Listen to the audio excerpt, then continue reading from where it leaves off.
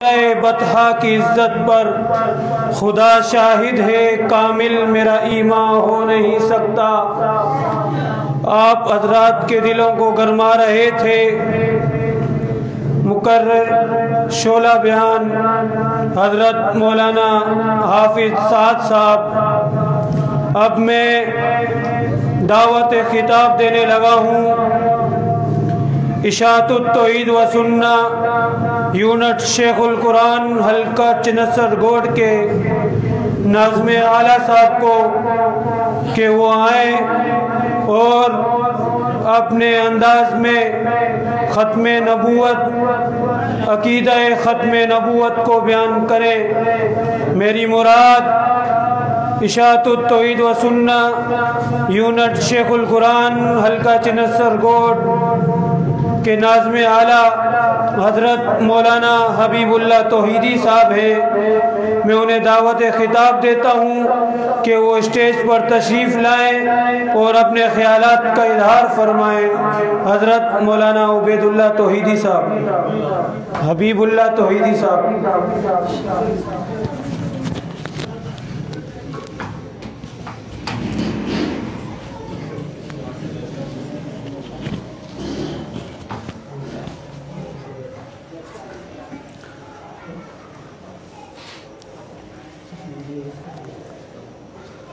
الحمد للہ وحدہ والصلاة والسلام علی من لا نبی بعدہ، اما بعد فاعوذ باللہ من الشیطان الرجیم، بسم اللہ الرحمن الرحیم۔ ما كان محمد أبا أحد من رجالكم ولكن رسول الله وخاتم النبيين، وقال النبي صلى الله عليه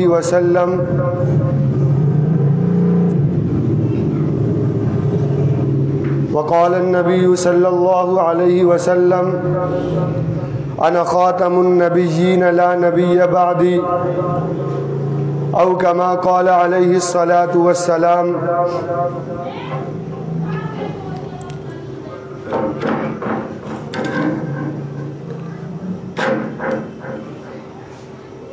ارباب نظر کو کوئی ایسا نہ ملے گا،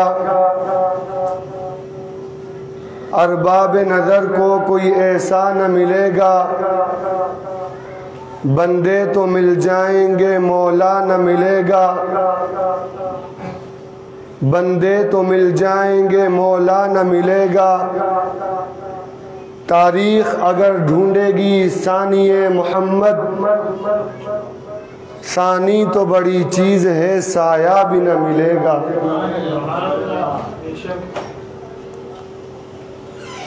نبوت ختم ہے تجھ پر،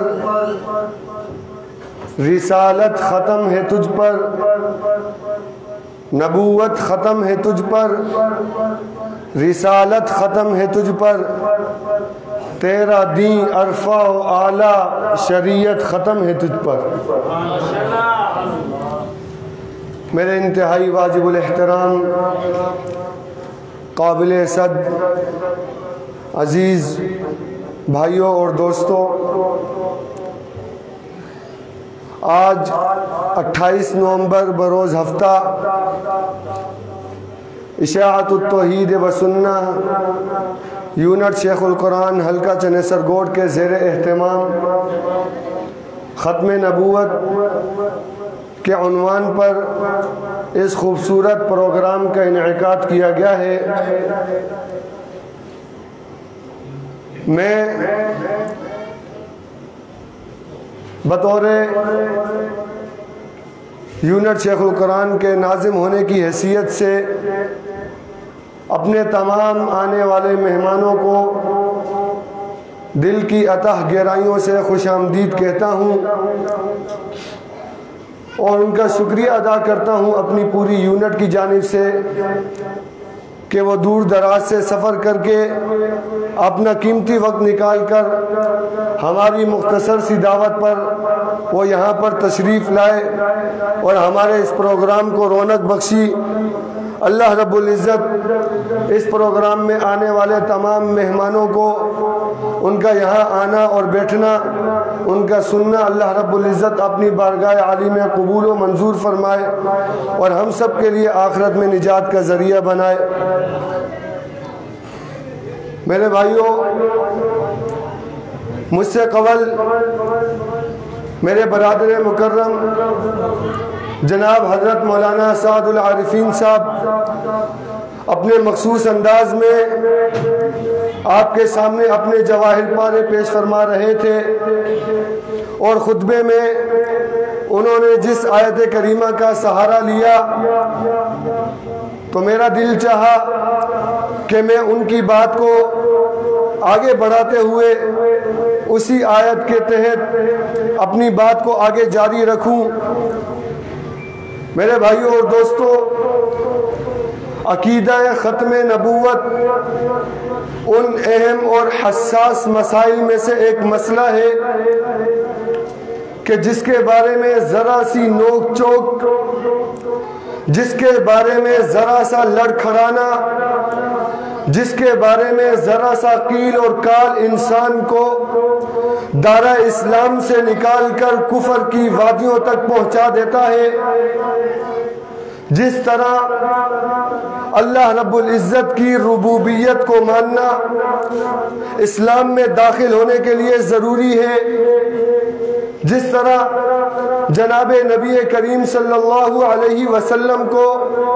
اللہ کا پیغمبر ماننا اسلام میں داخل ہونے کے لیے ضروری ہے، جس طرح سابقہ تمام انبیاء کی رسالت کو تسلیم کرنا،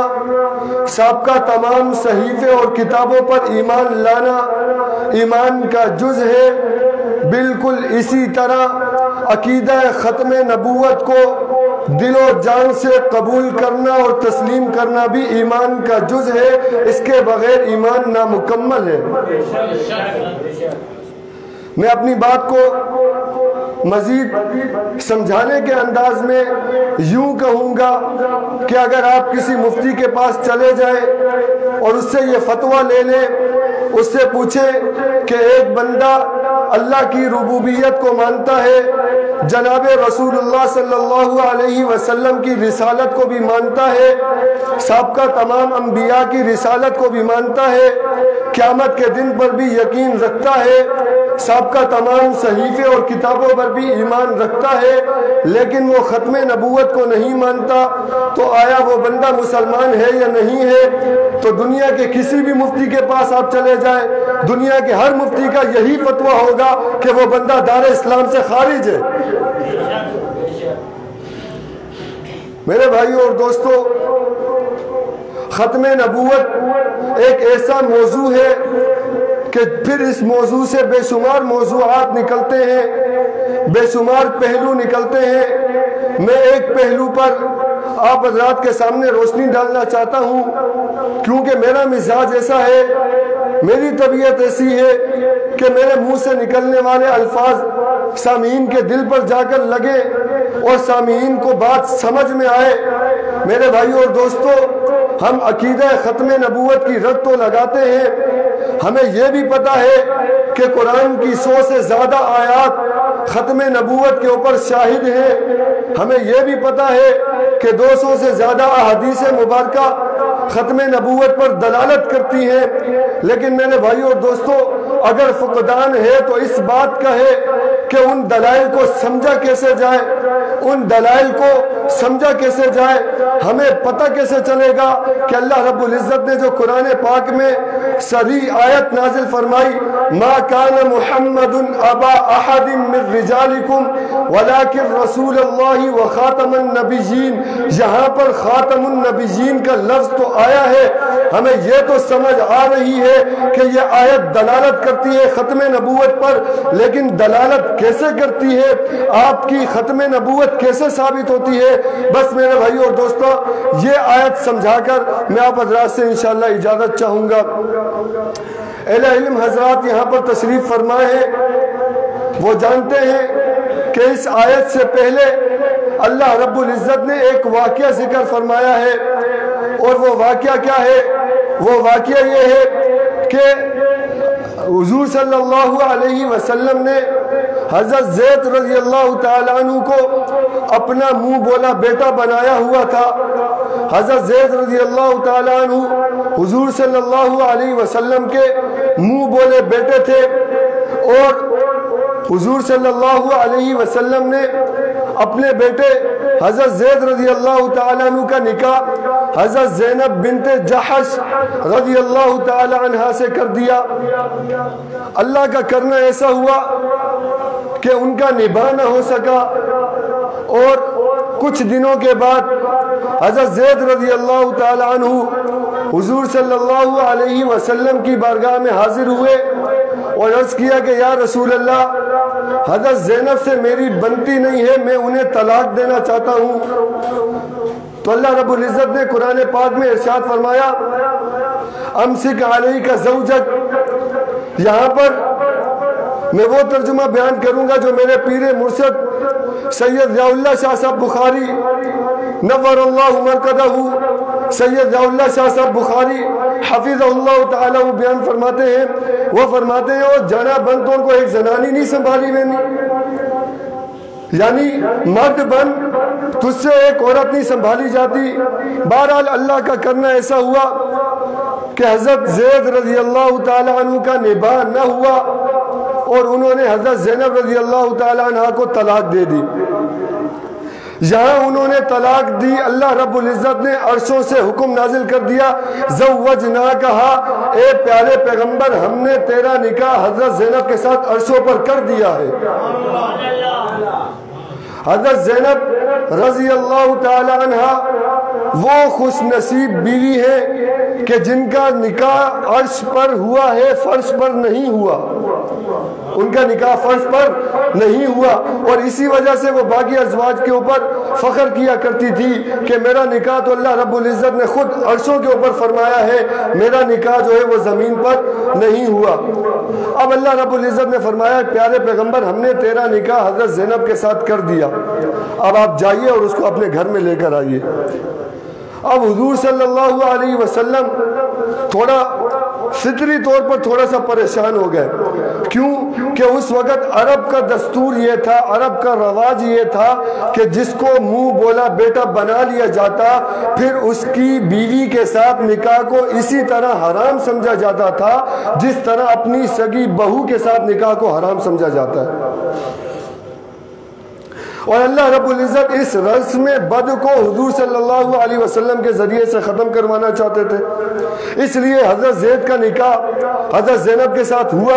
پھر نباہ نہ ہوا، طلاق ہوئی، اور پھر طلاق کے بعد اللہ رب العزت نے خود حضرت زینب کا نکاح حضور سے فرما دیا، اس لیے کہ اللہ رب العزت حضور کے ذریعے سے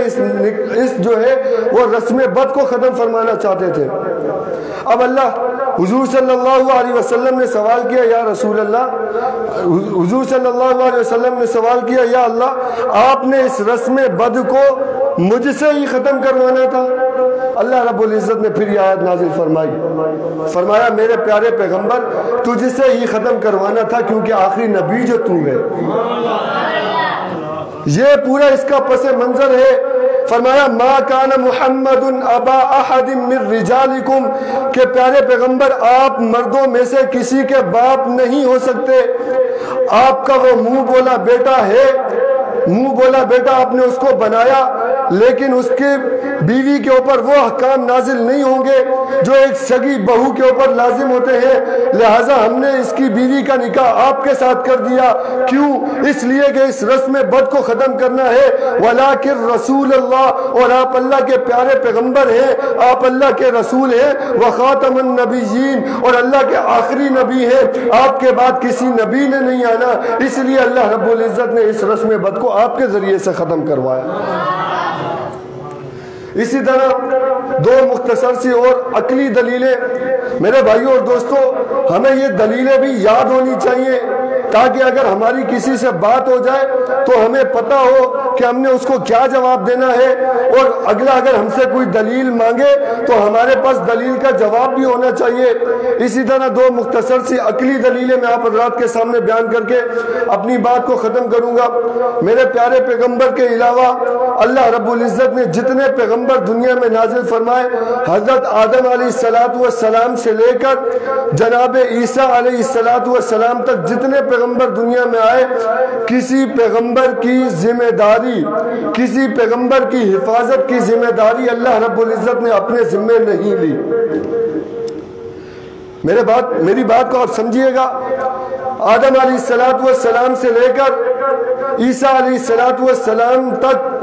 آنے والے تمام انبیاء کرام علیہ السلام کی حفاظت کی ذمہ داری اللہ رب العزت نے اپنے ذمہ نہیں لی۔ اسی وجہ سے تمام انبیاء کرام علیہ السلام کو طرح طرح کی تکلیفیں دی گئی اور بعض انبیاء کو شہید بھی کر دیا گیا۔ اب دوسری بات، قرآن کے علاوہ جتنے صحیفے اور کتابیں اللہ رب العزت نے نازل فرمائی، ان تمام صحیفوں اور کتابوں کی ذمہ داری اور حفاظت اللہ رب العزت نے اپنے ذمہ نہیں لی۔ اسی لیے اکثر کتابوں میں، بلکہ تمام کتابوں میں تحریف ہو گئی اور وہ ساری کتابیں بدل گئی اور اپنی اصل صورت میں اب جو ہے وہ موجود نہیں ہے۔ نبی کریم صلی اللہ علیہ وسلم سے پہلے کسی نبی کی اللہ رب العزت نے حفاظت اپنے ذمہ نہیں لی اور کسی کتاب کی حفاظت بھی اپنے ذمہ نہیں لی۔ کیوں؟ وجہ یہی تھی کہ وہ پیغمبر اگر شہید ہو گئے کوئی بات نہیں، اللہ رب العزت دوسرے پیغمبر کو بھیج دیں گے۔ اللہ رب العزت دوسرے پیغمبر کو بھیج دیتے، وہ اس کا خانہ، اس کی جو ہے جگہ پر فرما دیتے اور آگے جو ہے تبلیغ کا کام شروع ہو جاتا۔ اسی طرح کتابیں، پہلی کتابیں جو ہے ان میں تحریف ہو گئی۔ کیوں؟ اس لیے کہ اللہ رب العزت کو پتا تھا کہ آخر میں ایک ایسی کتاب آنی ہے کہ جس میں نہ کبھی تحریف ہو سکتی ہے نہ اس کو کوئی بدل سکتا ہے، اور آخر میں رسول اللہ صلی اللہ علیہ وسلم کو بھیجا اور اس کی حفاظت کی ذمہ داری اللہ رب العزت نے اپنے ذمہ لی، کیونکہ اللہ رب العزت کو پتا تھا کہ اب اس نبی پر اپنے دین کو مکمل کرنا ہے۔ اگر نعوذ باللہ ان کو بھی شہید کر دیا جاتا تو پھر جو ہے اللہ رب العزت کا جو دین پہنچانے کا مقصد تھا وہ ادھورا رہ جاتا۔ اس لیے اللہ رب العزت نے تمام انبیاء کے بعد آپ صلی اللہ علیہ وسلم کو بھیج کر اپنے دین کو مکمل فرمایا۔ اللہ رب العزت جو کہا سنا اس پر عمل کرنے کی توفیق عطا فرمائے۔ وآخر دعوانا الحمدللہ رب العالمین۔